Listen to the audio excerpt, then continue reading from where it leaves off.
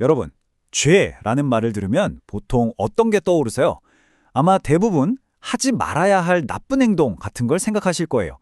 그런데요, 성경에서 말하는 죄는 그런 차원을 훨씬 뛰어넘는 아주 깊고 근본적인 이야기입니다.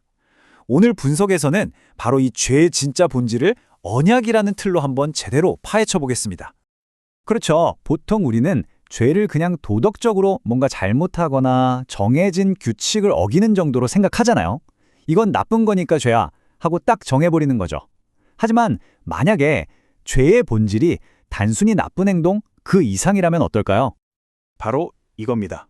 성경이 보는 죄의 핵심은요, 행동 이전의 관계의 문제라는 거예요.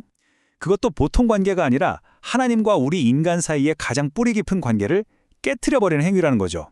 그리고 이 관계를 제대로 이해하려면 우리가 반드시 알아야 할 개념이 하나 있습니다. 바로 언약입니다. 자, 그럼 이제 본격적으로 한번 들어가 볼까요? 죄를 이해하는데 가장 중요한 열쇠, 바로 언약. 이게 대체 뭘까요? 언약을 쉽게 이해하려면 우리가 흔히 아는 계약과 비교해보면 아주 명확해져요. 계약은 뭐죠? 서로를 완전히 믿지 못하니까 내가 이 서비스를 줄 테니 너는 돈을 내 하고 조건을 걸죠. 그래서 조건이 안 맞으면 깨질 수 있어요. 하지만 언약은 완전히 다릅니다. 불신이 아니라 헌신에서 시작하고요. 어떤 서비스를 넘어 그 사람 자체를 보증하는 조건 없는 관계의 약속인 셈이죠. 그러니까 정리하자면 언약은 하나님께서 우리와 관계를 맺으시는 핵심적인 방법이에요. 우리가 먼저 하나님, 우리 약속해요 한 게 아니라 하나님께서 먼저 우리에게 다가와 시작하신 사랑과 신뢰의 약속이라는 거죠. 자, 이제 언약이 뭔지 알았으니까 다시 죄의 본질로 돌아와 볼게요.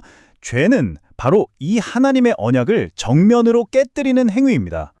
죄의 가장 깊은 뿌리를 파고들면 나오는 게 바로 이 자기 중심성입니다. 내 삶의 왕좌에는 마땅히 하나님이 계셔야 하는데 그분을 밀어내고 이제부터는 내가 왕이야 하고 내 뜻대로 살겠다고 선언하는 것, 이게 바로 성경이 말하는 죄의 심장부입니다.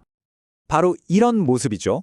내 마음의 왕좌에 하나님이 아니라 바로 나 자신이 앉아있는 것. 한 자료에서는 이렇게까지 말합니다. 우리가 이 세상에서 겪는 모든 악의 근원이 바로 이 자기중심성이라고요. 그러니까 죄는요, 그냥 하나님한테 싫어요 하고 투정 부리는 수준이 아니라는 겁니다. 그건 하나님과의 언약을 파기해버리고 그 자리에 악의 세력과 새로운 관계, 새로운 언약을 맺는 것과 같은 정말 끔찍한 현실을 담고 있다는 뜻입니다. 하나님과의 언약을 깨뜨리는 건 단순히 한 번의 행동으로 끝나지 않아요. 그건 우리 존재 자체를 완전히 다른 상태로 바꿔버립니다. 그 상태는 우리 안에서 벌어지는 치열한 싸움, 바로 육신과 영의 싸움으로 나타나게 되죠. 여기서 성경이 말하는 육신, 헬라어 원어로는 사르크스라고 하는데요. 이건 그냥 우리의 살과 뼈, 이 몸을 말하는 게 아닙니다. 이건 하나님의 언약 관계 밖에서 그분을 대적하고 스스로 왕이 되어서 살아가려는 우리의 타락한 본성, 그 자체를 가리키는 신학적인 용어예요. 로마서 8장을 보면 이 두 가지 상태, 즉 언약 밖에 있는 삶과 언약 안에 있는 삶이 얼마나 다른지 극명하게 보여줍니다. 보세요. 육신의 생각은 결국 우리를 죽음으로 끌고 가고 하나님과 원수가 되게 만들죠. 그래서 하나님의 법에 복종하고 싶어도 할 수가 없게 만들어요.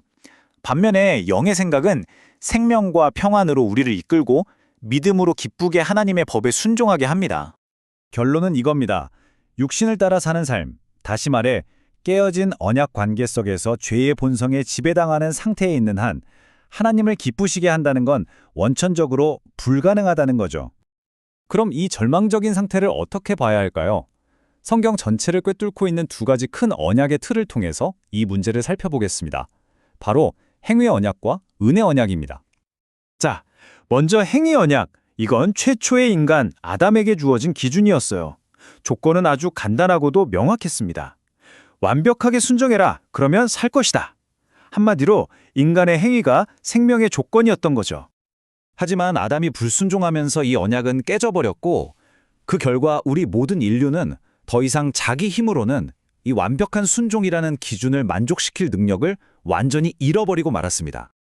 바로 여기서 하나님의 놀라운 계획, 은혜 언약이 등장합니다. 이건 타락한 우리를 위해 하나님이 열어주신 새로운 길이에요.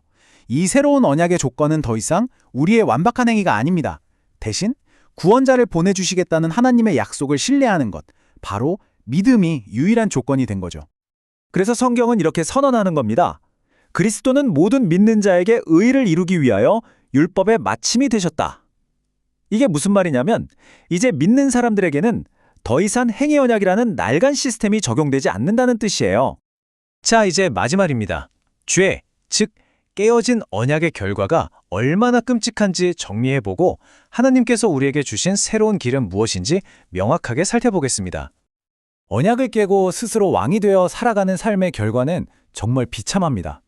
영적으로는 이미 죽은 상태고요. 창조주와 원수지간이 되고 그분을 기쁘시게 할 능력은 조금도 없죠. 죄의 본성인 육신이 내 삶을 지배하고 나는 결코 지킬 수 없는 완벽한 율법의 기준 아래서 계속 정죄만 받을 수밖에 없는 겁니다. 하지만 이야기는 여기서 끝나지 않습니다. 성경은 정말 놀라운 희망을 우리에게 보여줘요. 바로 예수를 죽음에서 다시 살리신 그 성령께서 우리 안에 오시면 우리의 죽을 수밖에 없는 몸에도 새로운 생명을 주신다는 약속입니다. 그러니까 이 죄의 문제에 대한 해답은요, 행위의 언약이라는 그 낡은 시스템 안에서 내가 더 열심히 해봐야지 하고 노력하는 게 아니라는 겁니다. 그건 불가능해요. 유일한 길은 은혜의 언약 안에서 성령을 통해 완전히 새로운 생명을 선물로 받는 것, 그것뿐입니다. 오늘 내용을 마무리하면서 마지막으로 이 질문을 던져보고 싶습니다. 여러분은 하나님과의 언약을 신뢰하며 그분을 내 삶의 왕으로 모시고 있나요? 아니면 여전히 내 마음의 왕좌에 나 자신이 앉아 있나요?